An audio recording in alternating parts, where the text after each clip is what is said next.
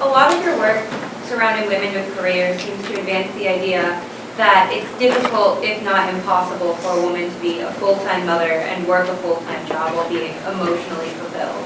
And I definitely agree with you that it's very difficult for women to shoulder this double burden.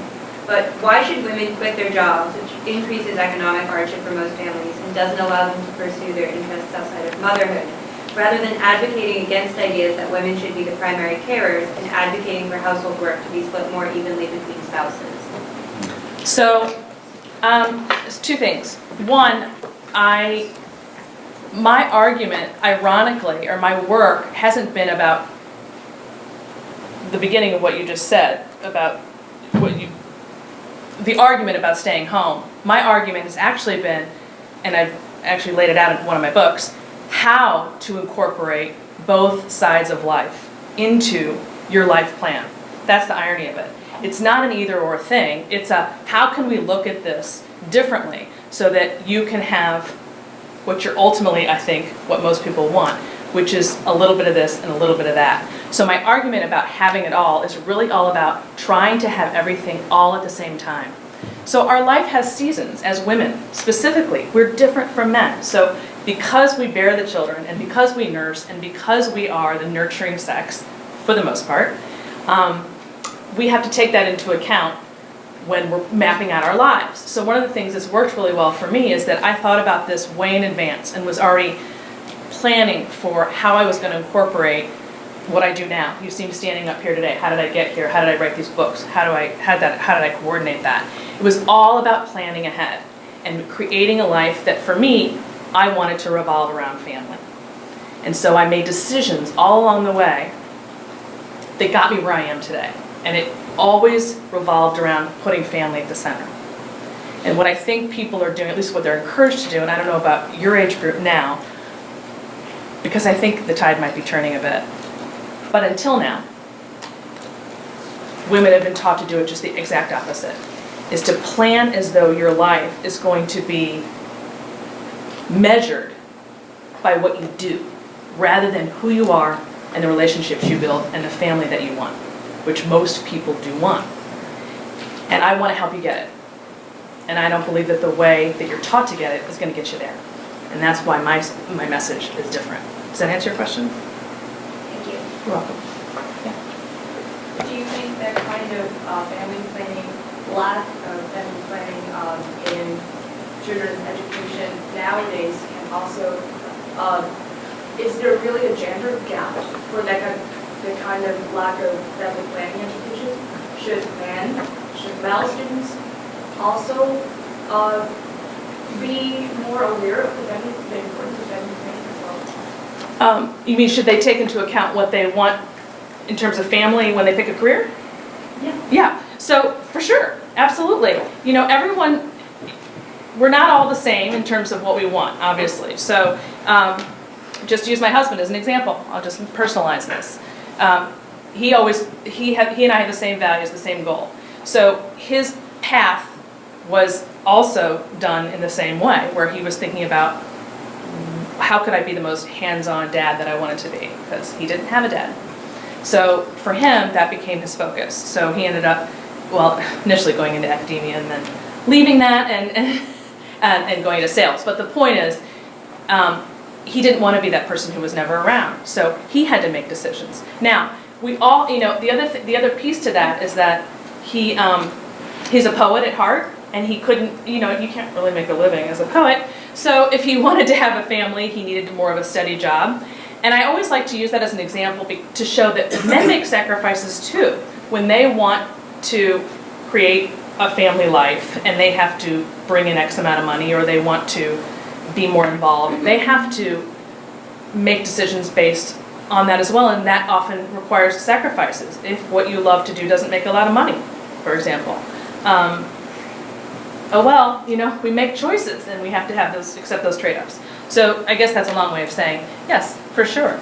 I mean, not everybody does that, thinks ahead and plans for it, but yeah, I would say that same message applies.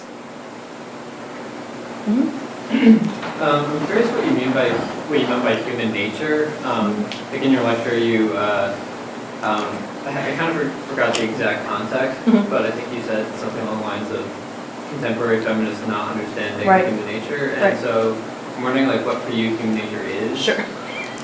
So human nature is that, for me, human nature is nature. There's nature and there's nurture, right? So nature is, for some people, that it might be God. For other people, it might be natural law. It's just, nature is, the sun goes up, the sun goes down.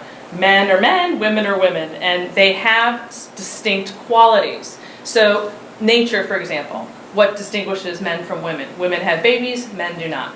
There's not anything any of us can do about that, right? You can't breastfeed. So we have to accommodate for those facts of life. And what also goes into that isn't just the physicalities that I named, but also the desires. So women are more relational beings. They are more nurturing by nature, on the whole. And there's exceptions to the rule. This is not everybody is in one category. It's generally speaking, men are masculine, women are feminine.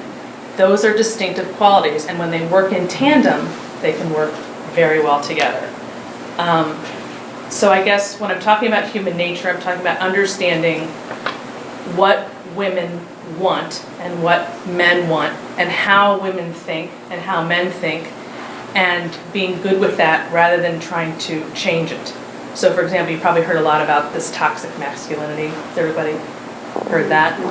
I take really big issue with that, for example, because that's trying to change something that is good and turn it into something else instead of accepting it. So that would be an example of human nature that I mean. Mark? You have to explain to me how toxic masculinity is good. How it what? How toxic masculinity is good. Could you define what it is, honestly? It's not good, it's not a thing. I'm not sure what it is. Okay, so toxic masculinity is a phrase that's been used in the last, I guess 2 years, but pretty much in the last year, that basically argues that men, as a rule, have their masculinity is a bad thing. I'll just put it in plain speak.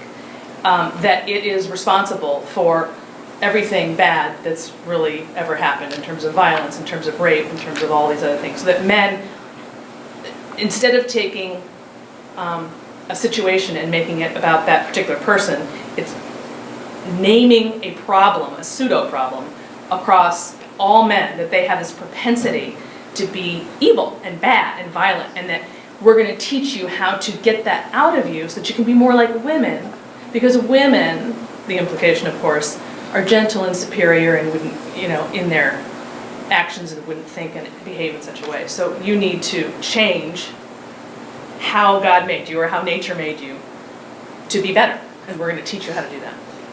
So it's not good. I'm not saying it's good, Mark. I'm saying that's a thing, but it's not really a thing.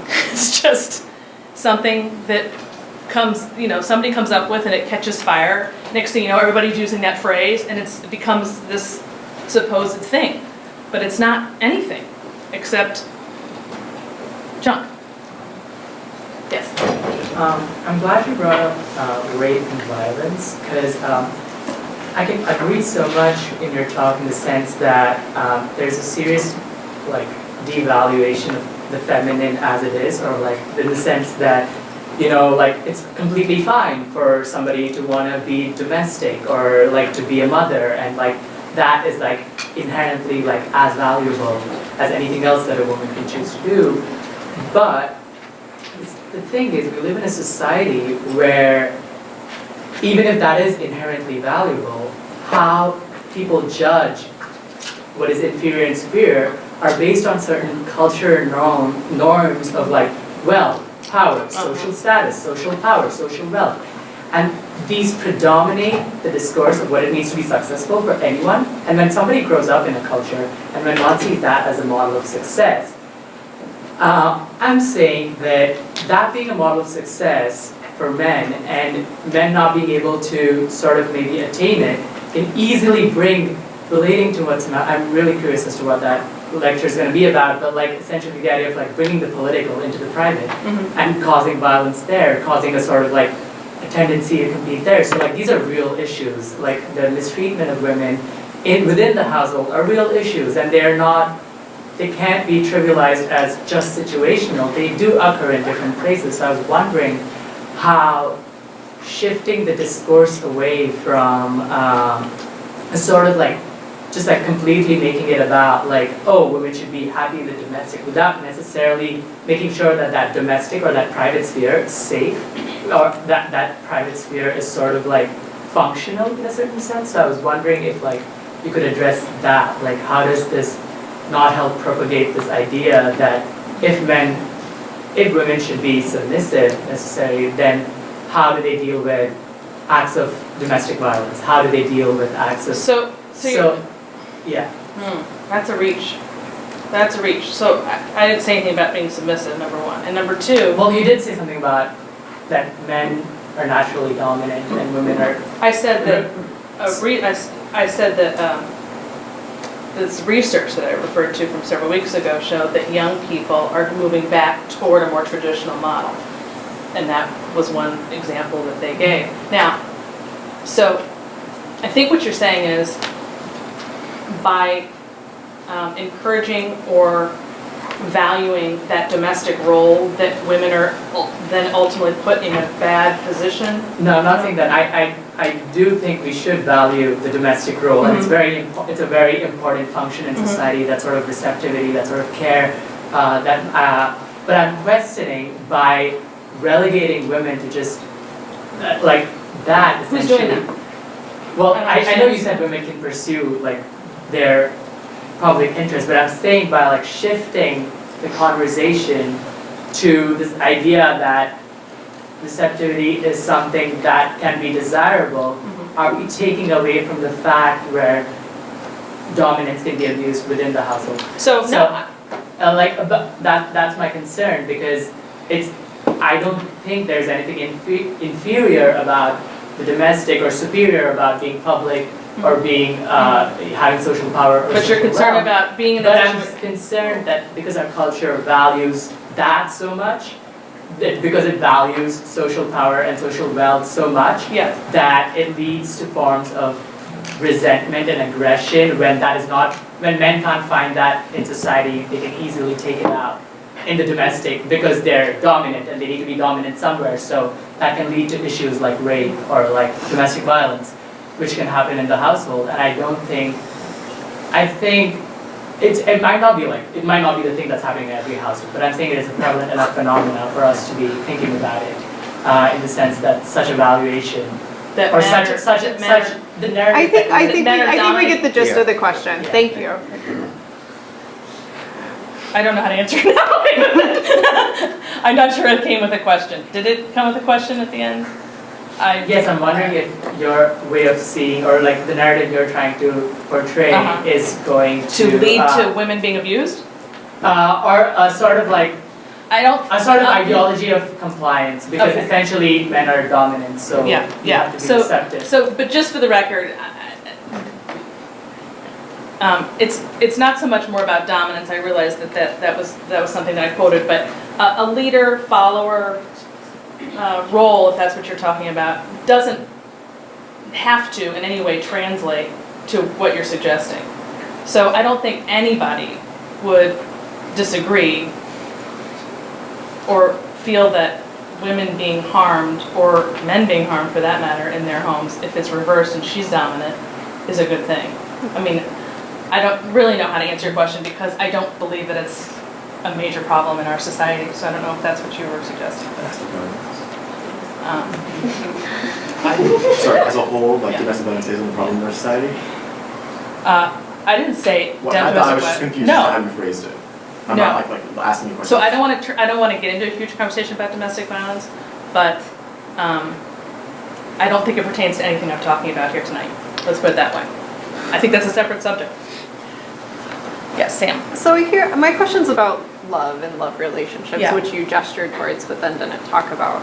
So something I hear you keep coming back to in your talk and answering questions is that I like the way you're phrasing it as gender difference and not in terms of equality or inequality.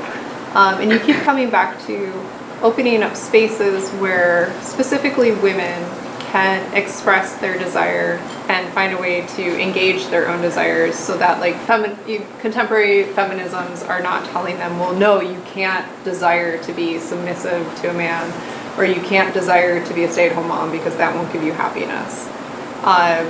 And so I'm wondering if you can talk a bit about desire and women's desire, and talk more about how forms of feminism can regulate desire or prohibit us from getting in touch with our own desires, and how that affects love relationships.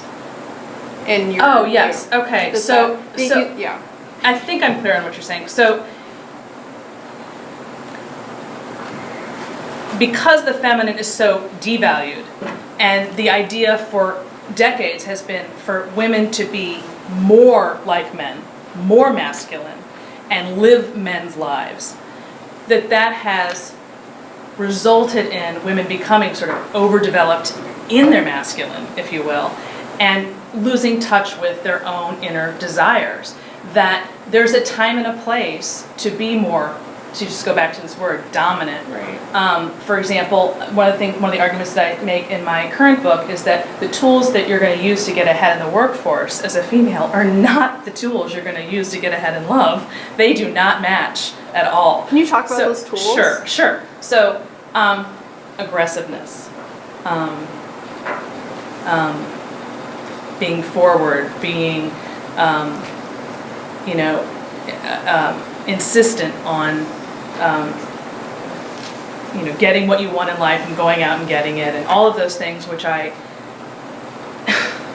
the irony, of course, is that it's sort of a description of me. One of the reasons that I wrote this book is because I am an alpha female, so I've learned a lot over the years, and I understand, how it, that whole concept of going out and getting what you want, for me was natural because the women in my family are all that way, so I was never affected by the feminist message because I was already getting it internally from the women in my family, so it was just natural, and I never felt in any way downtrodden or that I couldn't do something because I was a woman. But the whole realm of love and relationships and marriage is completely separate from what you're doing here when you're studying and you're preparing to go out into the world. And so that domain has a separate set of skills, which is what this current book is about. I don't know that you want to talk too much about that, because I think it gets away a little bit from this, which is fine. But, one of the things I've had to learn in my own marriage is to not argue so much. This is a great example because, what you're talking about, you use the word submissive, and that's not a word that I use or even think of, but I think it's used as an example of having to be the opposite of aggressive. That if you're not this, you're that. And I've learned the hard way that it's actually not that way. Those aren't those two extremes. It's just, I don't have to be right all the time. I don't have to argue all the time. I can just let my husband say something, and if I don't agree with it, I don't have to say anything. Or if I feel the need to correct him, doesn't mean I have to. But I did, every time, for years. And it didn't get me very far. Because nobody wants to be argued with so much. Nobody wants to have somebody fight with them. That's not what love is about. But when you go out into the world, look what I do for a living, right? I make arguments. I defend it. I'm always saying my opinions. I'm always talking. So it's kind of a funny thing with this book, because I think if I can do it, because I have kind of an unusual choice of career, anybody can, right? So, I don't know if that answers your question exactly, but you were talking about how women can lose touch with what their true desires are based on feminist. Is that what you meant? Well, one of the first things you said, was that gender equality is a form of regulating desire. Yes. And so I'm trying to think that your argument is a way of liberating desire. And Yes. how can we approach, breaking away from these preformed feminist frames that tell us what we want? How can we approach love relationships that will give us what your happiness in the way you're talking so then about then that question does lead into my current book. You're right. So the answer is, from me, is to separate. That there are two sides to your life. There's your work and there's your family. I mean, you hear that all the time, work and family, right? There's love and there's work. And you can exercise both of those in your life if you are able to shift gears and not bring the same self that you might into the work end, into the love end. So I think what's happened a lot with relationships with men and women is that men don't know what women want. Women don't know, they think they have to assert themselves at all times and be this independent, strong, forceful, opinionated woman, and that's a turn on. And I don't think it is a turn on for men. They want somebody who speaks their mind and has a lot of opinions, but they don't want, someone that's going to be a competitor. They're not looking for another man, unless they are, but that's another conversation. Yes? So earlier you said that you think that domestic violence is an issue separate from what we're talking about tonight. Right. So I am going on the assumption that you do not think that the rape epidemic is an issue separate from toxic masculinity. And if that is the assumption that we're going on, then can you speak to where you believe the rape epidemic comes from? Because primarily, rapists are mostly cisgender men. And statistically, 3 out of 4 women are raped. And that is even... 3 out of 4 women are raped? Yes. In this country? 3 out of 4 women are raped? 3 out of 4 women. And, personally, if that were true, that as a member of this campus who's involved in a lot of communities, I know probably 20 people, if not more, who have been assaulted. If 3 out of 4 men, 3 out of 4 women were raped, you know how many men in this room right here are rapists? Exactly. Yeah. So of all these men, raise your hand if you're a man. That's 65% maybe in here. So half of you are rapists? It's 1 in 10 according to the National Health because Statistics. one man can rape more than one woman anyways. But I don't think that's really important. So the definitions of harassment. I didn't hear If you. you want to ask, do you want to ask how many girls in this room have been assaulted? So we're going to have a big conversation about this. Is this what this is going to turn into? Because it's going to switch gears a lot. Why not? No. That's what you guys want to talk about? Is where you believe. Well, 1, do you believe that there is a rape epidemic? And 2, if yes, where you believe that comes from, if it's not from patriarchy. Okay. Are we talking about on campus or in the country? In the country. In the country. So, no, I do not believe America has a rape epidemic. In terms of assault, see, you have to distinguish between sexual assault and sexual assault and rape. Sexual assault is a very vague term.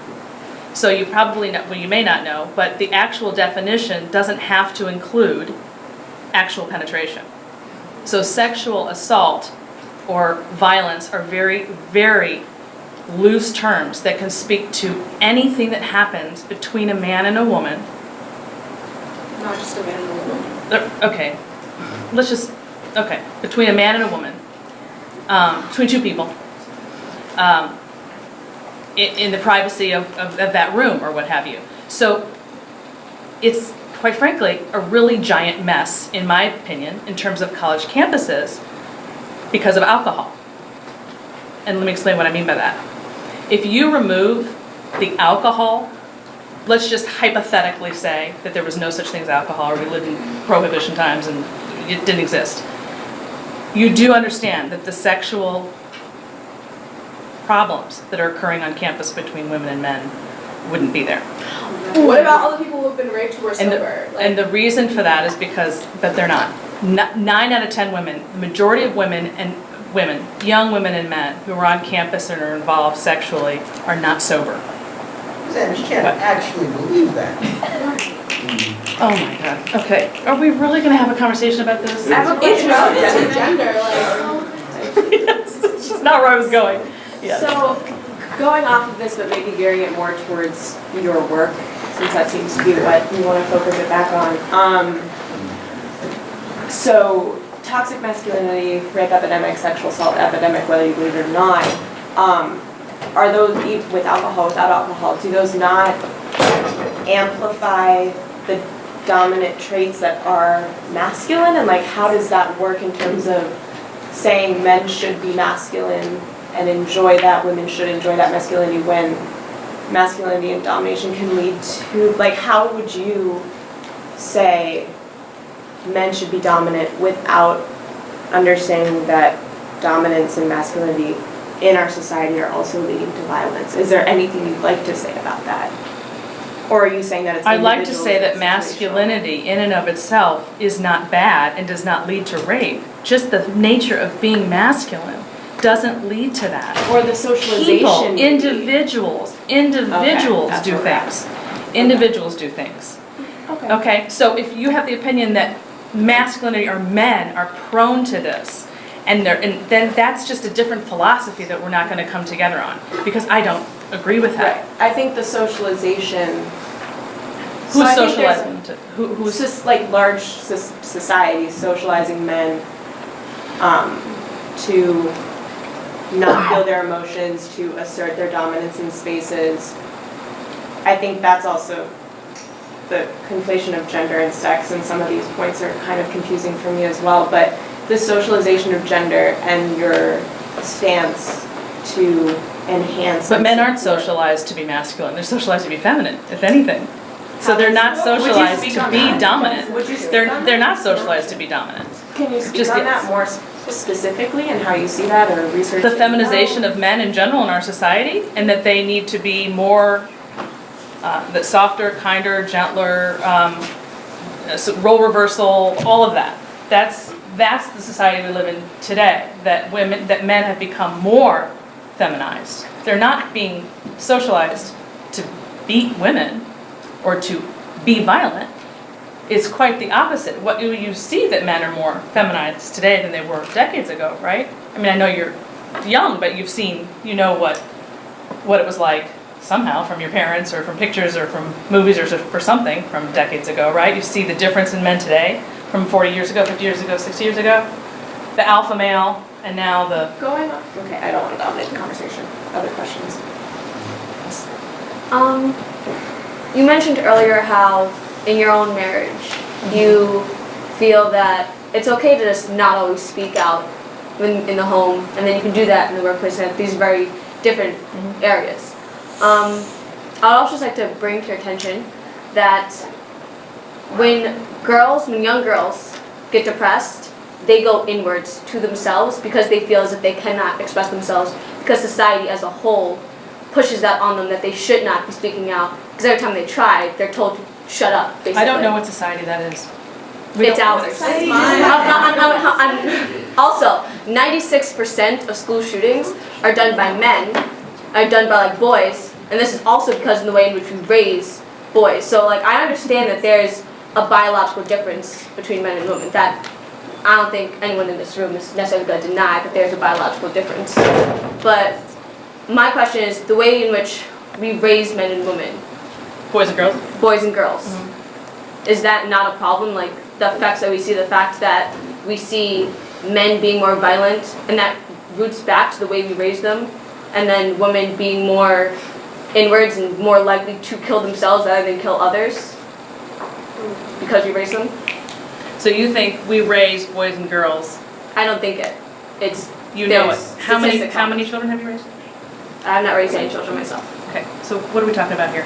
I have a 17-year-old and a 14-year-old. I have a boy and a girl. What would you like to know? We raise children differently. How?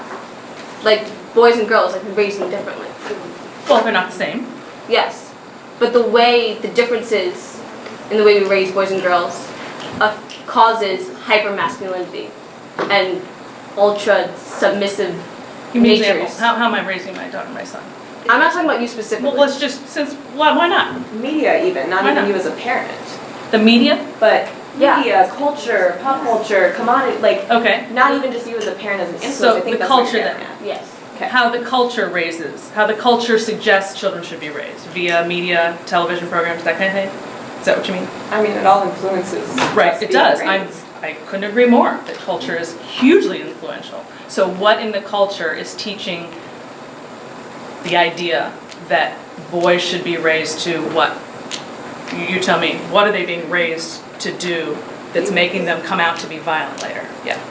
Well, this is on topic. I kind of want to go back to your definition of toxic masculinity, because I think that you kind of, from what I understand, what I've heard, the way I've heard it being used before, I think that you kind of oversimplified it to just be that masculinity equals toxicity, which is not true. I think that for me and a lot of people, toxic masculinity is the idea that men can't cry, or they can't be emotional, they can't be upset. They have to show these feelings of sadness or whatever in a different way besides for, like they have to hold it inside of them, and if they don't, that makes them a bitch or a pussy. Like that's toxic masculinity. I think that's relevant to the conversation here, because that's like a huge difference in the way that men and women are raised right there. Women are allowed to be sad, or we're allowed to like express our emotions, but men are often like the only emotions that I think we see them being allowed to show are ones that are like anger or hard or whatever, and not soft. So men are stoic. It is more of a masculine trait, that's true. They tend to be more stoic. And there are times when holding their emotions in and not being the way women are about it can actually be a good thing. Why? War, for example. Why? When men have gone to war, for example, holding it in and being stoic allows them to what? So it's good because it allows them to like. There are times when not being better, is what you're saying? there are times when not being emotional is needed. But that kind of goes into let's what say a Nanda was burglar saying. comes in your house. Let's say any kind of violence confronts you. Anything. If you're scared or you cry or you're going to be emotional about it, how are you going to handle I'm it? not saying in a time when you have to defend yourself. I'm saying in a Well, time that's when you just wanna be emotional. that's usually what men are doing when they're doing it. No. It's to defend. It's to But defend. that's not true though. That isn't always true. That like the idea that men are always holding, the only emotions they're holding inside of them are the ones that help them defend. What about just like feeling? I didn't say the only. I just said there are times when it can be a You good said thing. most of the time. There are times when it can be a good thing. Great, and that's true, but those are not the times that I'm talking about. And I don't think the idea that men should hold their feelings because they're going to go to war is really like a good justification. Who are we going to war with? Like. Also, what it goes does into mean? what Nanda was saying about school shooters. Like, if we're talking about the only time that men holding their feelings is when, like, they're potentially holding a gun or killing people, like, that, I feel like there's a correlation between that and the fact that most school shooters are men. Okay. It's going to be a long question and I'm trying to frame it, right? If you're talking about human nature and me supposed to act, like, me being feminine is like naturally within me. Why am I being told constantly to act feminine? Like, growing up, you see girls act this way. Society, you would say society is not telling you, but people tell boys, men don't cry, don't do this, you help this girl. Like, if you feel that it comes out from a natural place, then why do you keep on have to act it out? Like, why does it keep on being reinforced? And why, and if you say that women, feminists want this, so if feminists want something, it's women wanting something too. And when you say that women naturally want this, but feminists shouldn't want this, but the world should stay like how it is already, then you're going against the logic, you're assuming everything on. Like, we shouldn't want things because we want different things. I don't understand that logic. I'm sorry. Like, I'm still a little lost in the question. I'm sorry. Okay, then. I heard you. Yeah. I heard you. I was being too vague. You said that the world as it is now, if I look at it right now and I accept it how it is, we'll be happy. So wait a minute, I don't know that I said that. Say that again. The current system, the only reason feminists can't be happy right now is they're always fighting against what the current structure is. Okay. And the current structure is in place for a reason, right? Like, because men and women want different things and they're different beings. Yes. Different. But so many women are fighting for a reason because they want that. Because they what? They want something different. That thing. They want more women in science. They want to be in a position where they've not been able. Well, the women who want that should do that, and that's great. But the structures are male dominated at this point. They have been historically. We can't not look at the past and say that for so many years women were not able to work somewhere. We can't say that like women were not supposed to quit their jobs at like 30 years, 40 years, 50 years. Like we have a past. We can't just like put blinds on and think that whatever we have right now is perfect. We have to keep moving forward. We've moved forward and we have to keep moving forward. Okay, so how do you want to move forward that we're not currently? What would you argue? I would argue, like, the need for feminism in the society. Why should it be there till now? Because things have not been fixed yet. And what things do you want to fix? That's what I'm yes, saying. the number, the rape epidemic, domestic violence. We can't, these are all part of one big structural issue. Can I? They have seen, okay, maybe you will be talking about different societies, but where I come from, I have seen the status of women and why we need education women, why women are not pushed into science. You have a very privileged life if you have alpha women. I've had toxic masculinity creep into my life because every single male member in my family has beat his wife up. Why? Those people, whenever they had a bad day at work, they couldn't express it. They were told not to talk about it. They come and take it out on their wives. And society has agreed on that. Because I wouldn't have so many I wouldn't have so many experience with this. My mother has not worked in a field for women domestic abuse shelter in her entire life. Like, you can't put a blind on it and say marriage should be about women shutting up sometimes. Yes, it's you and your partner respect each other, which is good. If I have a partner and how I talk to him and how our relationship is should be determined by us both. That is good. But you can't put a universal blind on everything and ignore the structural issues which actually exist. I think, what does the snapping mean? Yeah, they're agreeing. Oh, okay. Like clapping, but snapping. It's different. I think you were talking about a different, different culture. So I'm truly talking about America, so I don't know. What's the difference between America and other countries? Let me finish. I think what I'm saying is the difference is if we're both, either way we're talking about men holding their feelings, right? If we're still talking about that, sure. Right, Okay. and that's what I think that she was saying. So even if it's different cultures, whatever, we're still talking about the same thing that are like that men are holding within them. Okay. Well, I'm not arguing about the men holding. I'm not arguing with it in any way, shape, or form. I'm just saying that. I'm saying that sometimes, yes, it has its place. Sure. But what about times when it doesn't? I just want to know, like. I don't know. I have a son. I've never said it. The things you're describing are not in my world. I never told my son, don't cry. I never experienced anything what you're saying. I hear you saying it. I know that you're told that that's what happens, but I didn't experience it myself. So I don't know how to. I just want to go. I guess since now we're talking about like masculinity, like toxic masculinity. And me and Tyler just came from like a workshop about like masculinity, and I know that like prior to like coming to BARD, prior to meeting like Summer Grace or anything, like my society, like my American culture and everything was like men have to be like very, very like masculine. Like, so I guess I'm just trying to say that like society does do that. Like I was told. Like when my parents split, I was told like, okay, now you gotta be the man in the house. You gotta take care of your mom. You gotta take care of your sisters. Which can make sense to anything. But I was like 5 years old and everything, so like I ain't taking care of my mom at 5 years old. and so, but I was told that at 5 all the time. You gotta take care of your mom. You gotta take care of your sisters. You gotta take care of your mom. Take care of your sisters. And I was told that emotions will get in the way.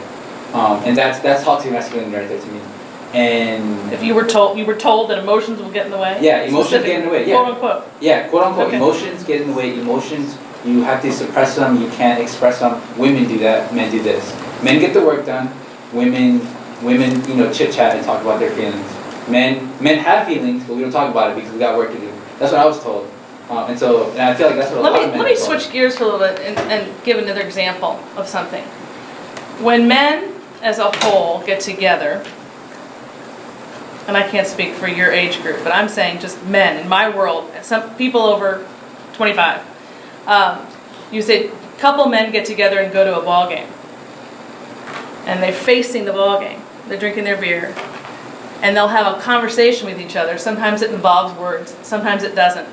But they're usually not talking face to face like this. And they're looking at the game and they're having a full-on bonding experience in that way, which is completely different from the way two women would typically have a bonding experience. It would involve visual, face-to-face contact, and a lot of talking. But whereas men, I want that's fine. But I'm saying I can't do that though. I'm saying that the fact that men communicate in that way and that women communicate in this other way isn't in and of itself a bad thing at all.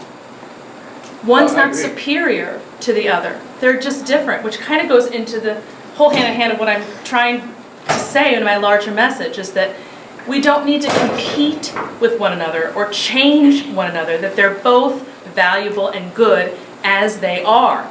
To the degree that you don't like something and want to change it in yourself, great. But the idea that there's something wrong with the way men communicate versus the way women communicate, that's where I take issue. Does that make sense? Yeah, but to me, like, I'm just trying to say, to me, feminism made my life so much better. Like, to me, feminism, anything like has made my relationship way better. To me, feminism has told me that I can like show my emotions and anything, and that I don't have to, like when she disagrees with me, that I don't have to be like, no, my shit is fine or anything. I can be like, okay, like let's talk about it. Because before anything, I see parents, like the thing you're talking about, like my mom is so submissive, and that breaks my heart because my mom will shut up as soon as my stepdad gets mad. She's like, okay, I'd rather just be quiet. The same thing you said because it works. It's not the same. I mean, that example isn't that same what I mean. Okay, but that bothers me because I want my mom, because my mom is depressed, and she doesn't. So let me clarify so that you're clear on where I am with this, that these are not the same thing. I am in no way, shape, or form advocating that a woman in a marriage should have no voice. Never in a million years could I argue for such a thing. I embody the complete opposite. If my husband and children were here right now, they'd laugh at the mere thought of that I would either be that way myself or advocate it. My last book, to be perfectly honest with you, or the newest one, isn't really for this age group. It's for people who've been married for a long time, and your head is just in a very different place at that point. So I really wasn't planning on talking too much about that book, just because you're not there yet in your life experiences, and mentally you have to be in a different place.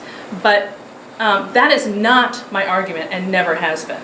It's really all about understanding that dance that men and women do in a marriage. That has much more to do with respecting one another than fighting against it, and skills that you use to make it more, less conflict ridden. I've been married 19 years, and it's a personal book for me. And as I say, I wasn't planning on talking about it this evening just because it's not really related. Yes, this one here.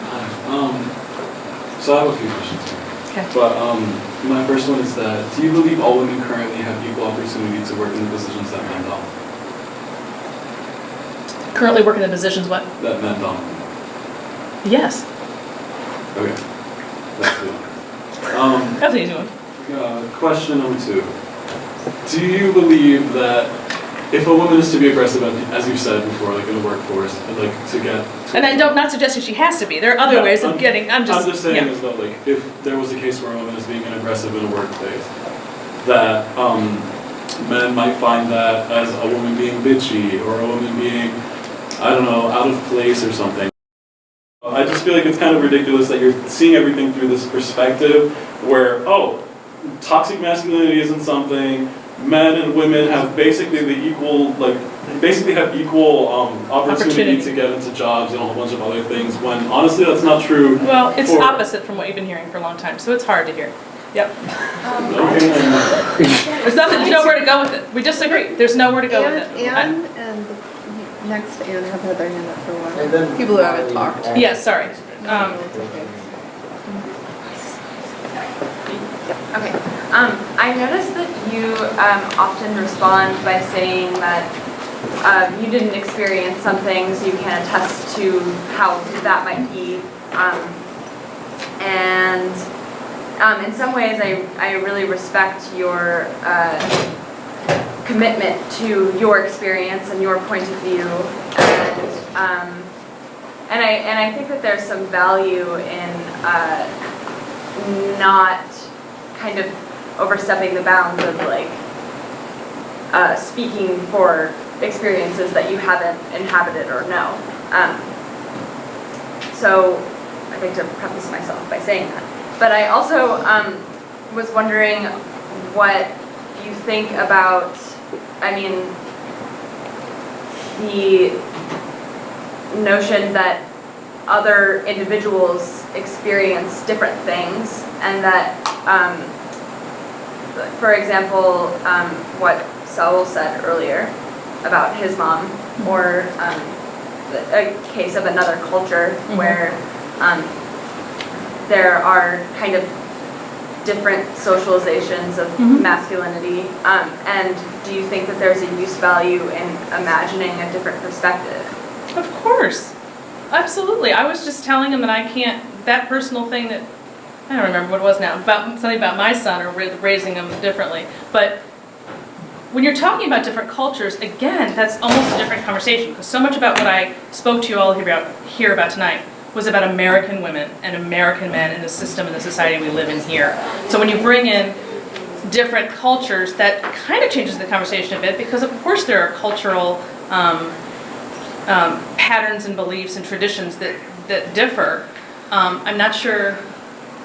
But even here in America, women are having myriad experiences that are separate from the one that you have had. Well, of course. Well, not every woman grows up in the fortunate experience as you have had to have women that don't necessarily draw distinctions between what a man can do and what a woman can do. Oh, that's yes. And how would you respond to women who don't grow up with that kind of support? I would try to foster it myself with them if they were my students. If they were, if I'm confronted with someone who didn't have that view, I would share my experience with my views and what I believe based on what I know and what I was taught. I'm not sure. Do you feel at all inclined to try and change the circumstances that might contribute to other women not having the same opportunities that you have been fortunate enough to have? Well, you keep coming back to my opportunities. I'm not sure if you're talking specifically about what I said about the women in my family and what they taught me. That's one thing, but I don't know what else you're referring to when you say the opportunities. Well, I think that the family that you grew up in did afford you a certain kind of opportunity, because you weren't burdened with having to think about, oh, I'm a woman, so I have to do this thing, or you know what I mean? I think your opportunity was simply not having to deal with other things that other people may have had to deal with. Does that make sense? It's coming from the perspective of you're a white woman, and so you experience any form of misogyny very different from, say, a black woman. You have been raised, I assume, I do not know, you've been raised not affluently, but for a very comfortable life. And many individuals, particularly many women of color, have not necessarily had that kind of opportunity. And so when we say opportunities, what we mean is the kinds of positions that you have been afforded to by chance, really, have shaped the way in which you experience and in a way have created your particular view of feminism, right? And what I believe many of my fellow peers are trying to point out to you is that they need feminism to tell them what I naturally got from the women in my family? No, is that the kinds of the message? The kinds of experience, so you're coming from a privileged position, right? And so because of the position that you were in, right? So if we take everything that you said, for instance, and then we apply it and we think about it from the perspective of a black woman or even a black trans woman, right? Those kinds of sort of biologically deterministic ideas, the kinds of things where women have to be, not women have to be, but the whole idea that women can just be passive and just have the sort of notion that they can, be submissive or go out and I don't know, I'm really confused about something. This talk had nothing to do with my current book, and I feel like we're talking so much about around this topic of my book that, again, does not really apply to what I'm talking to you all about. And I don't, so much of this was about difference. You can't be divorced from it, right? So if you're, or gender difference. Right, and acknowledging sex differences, but you're putting words into it about. No, it's not that we're putting words into it, it's that you cannot devoid gender difference from topics of sexual assault, violence, rape, trans women's rights, the rights of people of color. These things are all inherent in there. And so what we're saying, what we're trying to at least let you know, is that your particular ideology, for instance, is coming from a viewpoint, it's coming from a very particular stance, and that stance is influenced by the fact that you're a white woman. And you might not realize Are you suggesting that nobody of color would think the way I think? I'm not suggesting that no one of color would think the way that you think. All I'm suggesting to you is that you might be leaving out a very large portion of individuals that can't actually, the ways in which you just talk about the way like men and women in the relationships are not necessarily so monolithic when it comes to the relations in between men and women of color, or trans women and trans trans men, right? Like those kinds of, it's not. So it's not just men, women. It's black women, black men, white women, white men. In other words, you can't say men and women because there's all these other distinguishing factors that keeps them from just being talked about as men and women. Is that what Yes. And especially class. Yeah, class. Yeah. It's like opportunities. If So you how have is opportunities? how is a poor man different from a rich man with respect to something I said here?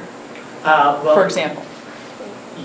You said a lot about like toxic masculinity or things like that. Talking about probably the initial point was that was precisely that in a place where there is no secure, stable household, where there's no comfort of a secure, stable household, those values, those healthy relationships between male and female, or masculine and feminine, or men and women, if you don't have a model for it. If you don't have a model for it. I think that's what like everybody's been trying to say, is that while your experiences have been thankfully very healthy to develop that, not everybody is fortunate to have an experience or a sort of... Have married parents? Modeling both?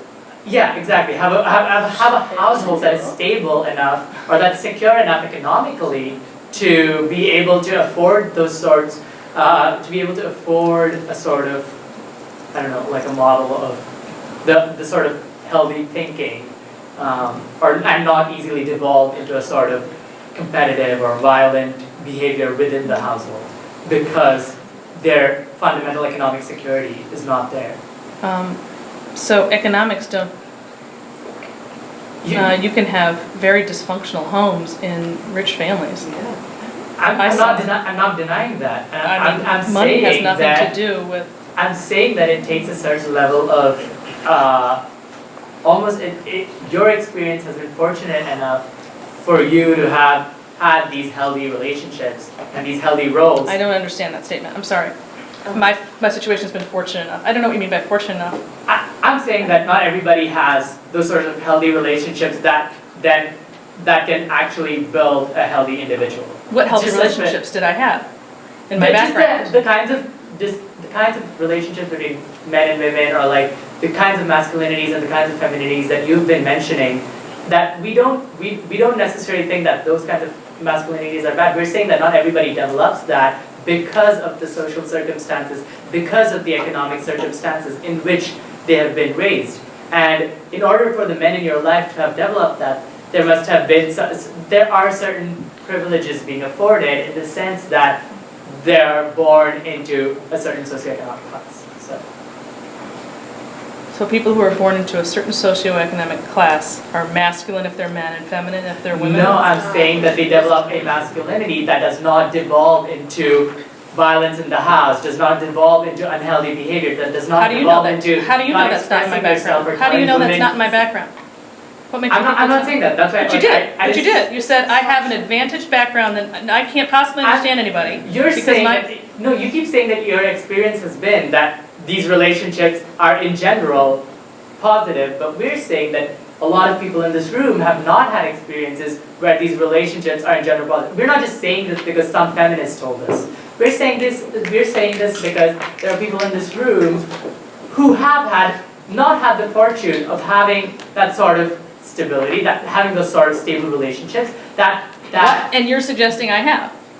Well, you just said that in your personal experience, that in men in general act that way, and so that, and you keep saying that that has been your personal experience, that men in general are good, or that yeah, like that masculinity in general is good. So like that. Oh, I thought you were referring to my specific background, No, my family background. I'm saying You said that. background, so But in order for you to have that opinion that masculinity in Is general not bad.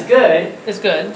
That Means means your, that your I- experience of masculinity in the world has led you to have that opinion. And I'm saying that, and everybody in this room is saying that not everybody has had the experience that will allow them to make that conclusion. Yes, I understand what you're saying, although it's not just my experience, you have to, All right, experience of many people, but also there are equally as many people, I'm saying, who have not had that experience. So that's what we're trying to address. I don't think he has spoken yet, or did you? Yes, you did. Oh, yeah, They want me to- Marley was next. Okay. So I have a question. My name is Marley Alford. I'm a computer science and math major. And so you mentioned earlier that society is set up in a way that actually benefits women. But one of the many things that worries me as I'm graduating and as I'm preparing to go and become a software engineer is that it's a very male-dominated field and that it doesn't seem like it's changing anytime soon. My friends and family are always sending me articles about how women are constantly being shut down in that society, and that there's a bro culture because men are running it. So it really seems to me that that's the part of society that's not created for them. So, but it's also what I love to do. And so I was wondering, how do I accommodate to that fact of life, and how do I become happy in that situation, or should I just accept it? So, you're not there yet. So what you've just described is so far just what people are telling you is happening. So my first reaction would be like, wait till you get there, obviously, to see if that's true. Because you might be surprised and find that, wow, it's really not that bad. Or if it's not true what they said, or if that's not as predominant as they said. And that would be my guess, that that's what will happen. If you run into, and lots of people run into barriers of all kinds, it's not always the type that you just described, you have to work your way through it. You have to, I'll just give you an example again, you don't like to use my personal examples or whatever, but my mother was a stockbroker in the 1950s. You better bet that was male dominated, right? You think she experienced some sexism? Probably, yes she did.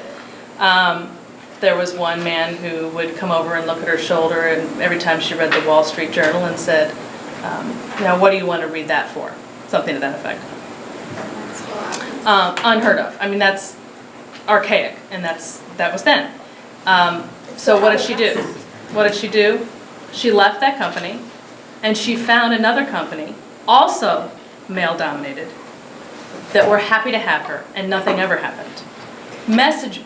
Point being, that situations are situations, and you can extricate yourself from them, and you screen yourself for places that are welcoming. And guess what?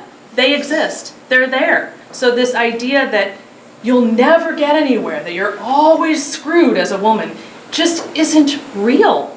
It's just not. It doesn't mean you never will experience it. I would never suggest that. But it's not the main thing that you're going to run into. You happen to be picking a field that is male dominant. I can't do anything about that. You can't. And my argument, my point of what I was mentioning here is that gender equality advocates want to do something about that. And to the extent that they want to try, have at it. My point is just that after all these years, it's not happening. It's just not. And you can't make it happen. That's the only point I'm making. Never would I discourage anyone from going into an environment like that. You'll have, things to consider as a result of that, but you should always do what you are going to do and what you want to do. And I would just suggest that you're probably not going to find it being what you've been told. We have to wrap up because we're over time. If you want to wrap it up or take one more question, No. up to you. Yeah, I'll take one more. Okay. Do you want someone who has? Wait, somebody has. wait. Okay, just two that you were waiting, and then Pick two at once Okay, and then yeah, you can, both at once. Yeah. Okay. because we have to get her to dinner. Yes. Otherwise it's going to be closed. I'll go figure that out. I would agree with you on the claim that femininity has been undervalued because for me personally, I happen to be like a relational person. I happen to be an emotional person, and it took me quite a while to finally embrace that qualities in me which are usually associated with femininity. But at the same time, I also have masculinity in me. Therefore, 1 year ago, I came out as gender fluid. I guess I'm just curious about what do you think of the idea of gender fluidity? That, you know, like, that being one question. The other question is, I guess, this talk of men and women being different, I guess it's kind of just, you know, I agree with that. There are biological differences. I cannot give birth to children, at least if I don't have any operation. But so talking that way, like men and women, doesn't that kind of exclude the other gender possibilities? And then, Yeah, I think I'll take the second question because that opens a big can of worms. That's why. It's a whole nother thing. So I'm going to skip that one and go to the other one. You said to pick one, right? No, I both. thought you could answer both as you will, but let's hear the other one. Because having a conversation about gender fluidity is just a whole nother conversation. I don't think that's the whole other conversation. That just seems to be put your position into a dilemma. If you agree that there might be transgender, if they have a place, they have a position in your theory. If you believe there are transgender people, they believe they can somehow live up to this nature, blah blah. Then you are agreeing to that. No, there's no this homogeneous nature. But if you don't agree, are you saying that you are completely anti or transphobic people? I don't know. I just feel like I love these terms. I love these terms. I am speaking to the majority of women and men. I'm not speaking to the minority. The minority groups have plenty of attention and focus, and that it is to the extent. It's not about minority and majority. Are you transgenders are the majority? No, I'm saying if you think they have a position in your theory, then you are saying that they can live up to nature. Then this kind of gender fluid thing, this kind of transgender thing, can be part of nature. If that can be part of nature, then your whole definition of nature collapses. No, it doesn't, because you can't change your sex. You cannot change your sex. You physically cannot change your sex. I'm not talking about sex. I'm talking about gender. Let's close it up. What's the other one? What's the other question? There's nowhere to go with that.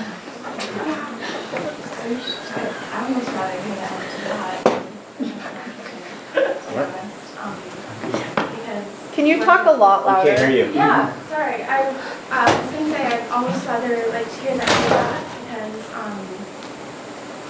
I find what you said about dealing with majority versus minority very interesting because whether or not you like to focus on those people specifically, they still exist and still live in their world and deserve to be acknowledged. And I think very much we've been talking a lot about the inherent difference between men and women tonight, and that's actually something I've been thinking about as well. So thank you for asking that question. And if you wouldn't mind, I would love to hear, or I would love to know why. You would love to know why I don't agree with everybody in the room, and therefore there's something wrong with me. You want to know whether I believe that you can be a transgender person, that my comment that you can't physically change your sex is so bombastic of a statement. You can. What? I can't hear you, I'm sorry. I'm trying, I can't hear you. I think part of it is that you and I have very inherently different ideas about gender. Right. Just in what you started off with about social roles and it being not something that is a part of society, but part of who we are integrally I'm sorry, I don't know how to. I want you to answer his question. Yes. I think you're trying to say when you're starting with such a different philosophical viewpoint, or what have you, that it's just too hard to go anywhere from there. Is that what you mean? Suzanne, how about just a simple question of, what is your view on gender fluidity, if you have one? I don't have one. We'll leave it at that. All right, everyone. Certainly a tough talk. We're talking about this later. I would like to commend all of the students in the room for coming and for engaging in this dialogue. It was heated, but it was still a dialogue. I think it shows a proper example of how our students, or how we can engage with people we disagree with fundamentally and sometimes even vehemently. I would also like to take this time to thank Suzanne for coming all this way and engaging in this kind of dialogue with us, knowing full well what she was stepping into and what she was walking into.